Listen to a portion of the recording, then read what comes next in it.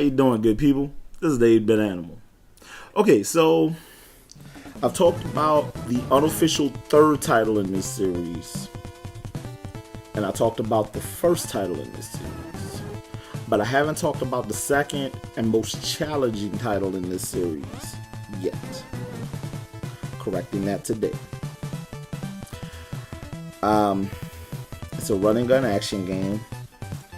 It's, like I said, the second title in this franchise, and arguably this franchise is the most iconic run and gun action franchise in gaming history. It's developed and published by Konami. This particular game is a port of an arcade title from 1988. But this one came out in 1990, 2 years after its NES original, its NES predecessor was released. Today's game is Super C. Okay,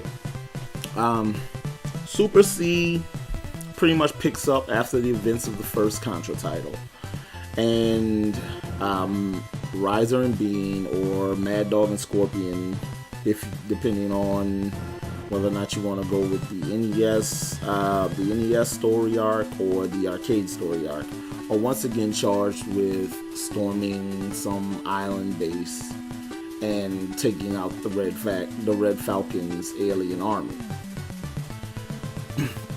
The same weapons are present: spread shot, machine gun, the rapid fire gun, flamethrower, laser. They changed the way the flamethrower works to make it a more formidable weapon though. This time, the longer you hold down the B button, the bigger the fireball when it's released, and it doesn't shoot in this weird swirling pattern anymore. Although, as good as the flamethrower is now, the spread shot is still the best weapon in this game.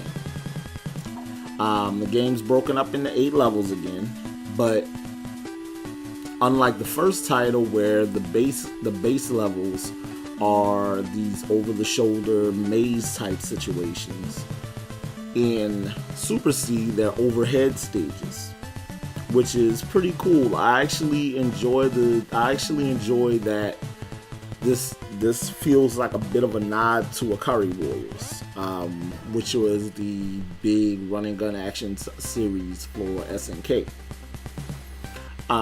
Contra can be played with single player, or Super C can be played with single or two player games. And unlike the original title that used the Konami code to give you 30 lives, this one uses a separate code that gives you 10 lives. So the 10 lives plus the 3 continues that you get during the game equal out to 30 lives. So you have a total of 30 lives in this game. Well, you don't get 10 lives when you continue, so you get a total of 16 lives to beat this game. Super C is a bit harder than the original Contra. So if the original Contra kind of felt a little too difficult for you and you never played Super C, be prepared to be beaten on by a video game, because this game is not easy. And probably this one and Contra Shattered Soldier on the PlayStation 2 are probably the 2 hardest titles in the franchise. They're also 2 of the best titles in the franchise, so there's that. The music, it's Konami. It was the late 80s, early 90s, so Konami's games always had really good sound quality. And the controls are spot on. So this is one of those top tier run and gun action games. You won't go wrong at all buying a copy of Super C. Now, finding a copy of Super C at a reasonable price, that's a whole nother story, because it is such a highly vaunted series, all three of the Contra games on the NES are incredibly overpriced in certain avenues.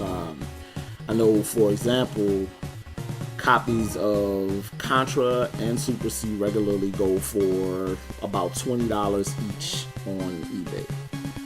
And let's not even get into Contra Force. It's usually about a $50 game on eBay.